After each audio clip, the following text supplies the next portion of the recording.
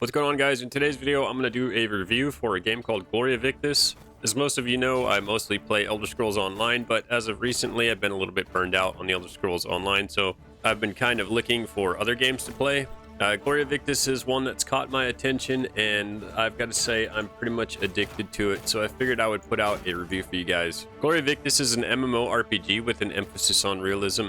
Set in a low fantasy medieval open world, this game features non-tab targeting action combat, open world PvP with territory control, a deep crafting system, and a player-driven economy. 3 factions fight for dominance of the world's massive map. Gloria Victis is currently sitting on Steam with overall and recent, mostly positive reviews. The developers are very active. They release some sort of patch every week, whether that be new features or bug fixes.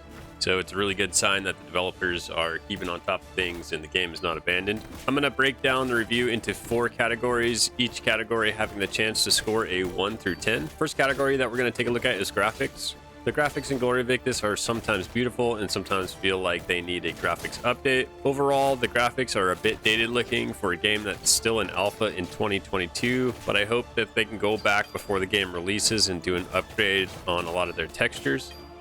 In some places, like when you're down in a dungeon, the textures look really bad for some reason on the rocks and the walls, but it might just be a placeholder texture, so I'm not really sure. Other than that, though, if you go out into the wild anywhere, the graphics look really good. I just think that some of the textures just need an update, which is not a huge thing, but it's just something to note. I give the graphics in this game a 4 out of 10. Gloria Victis has some issues with audio, some sound effects volume being too loud or not loud enough, as well as a major problem with directional audio. It seems as if the audio is being played from your character instead of wherever the audio really should be coming from. So for a quick example, if you're walking out by the beach, by the ocean, it sounds like the waves are inside your head instead of actually where they should be coming from, which is the water. Also happens sometimes with weapons where it's hard to tell which direction a weapon swing is coming from. The sounds could use a little bit of work, but overall they're not bad at all. I score the sound in this game a 6 out of 10.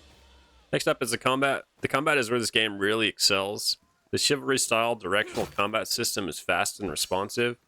From the outside, it looks like just another directional attack system, but in reality, it's far from that. You can not only block multiple directions, but you can use advanced attacks like feints and chambers. So chambering is essentially when you attack the same direction as your enemy at the same time they are, which effectively just cancels out the attack. It's basically like a block, but you're blocking with your weapon. One thing that I would suggest for them to add to this game is fluid blocking. I think that if I'm blocking to the left and I keep holding my block button and I drag my mouse to the right, that it should move my block to the right. I shouldn't have to let off my mouse block button and re-block on the right side. That's why I'm scoring this an 8 out of 10. If they were to add fluid blocking, the combat would probably get a 9 out of 10. It's just the combat is so responsive.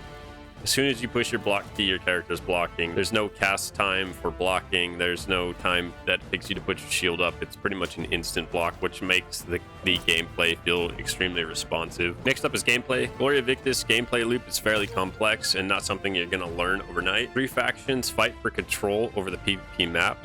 You capture castles in epic siege battles where you pull out trebuchets, ballistas, battering rams, and you bring them to the front door of the castle, and you have to break the doors down. There's multiple doors that you have to get through to get inside, and then you have to capture the flag that's inside the castle. Once you capture the flag that's inside the castle, the enemies can no longer spawn there or fast travel there. Gloria Victis also has a battleground style system, which they call tournaments, which is up to 10 players from each faction, and you fight for control of the flags inside of the arena. So it's basically the same as a battleground in Elder Scrolls Online, but it's called a tournament in Gloria Victis. Gloria Victis also offers 1v1 and a group dueling system. Something that we've been asking for years in Elder Scrolls Online is a group dueling system, but have never gotten. Well, Gloria Victis has it.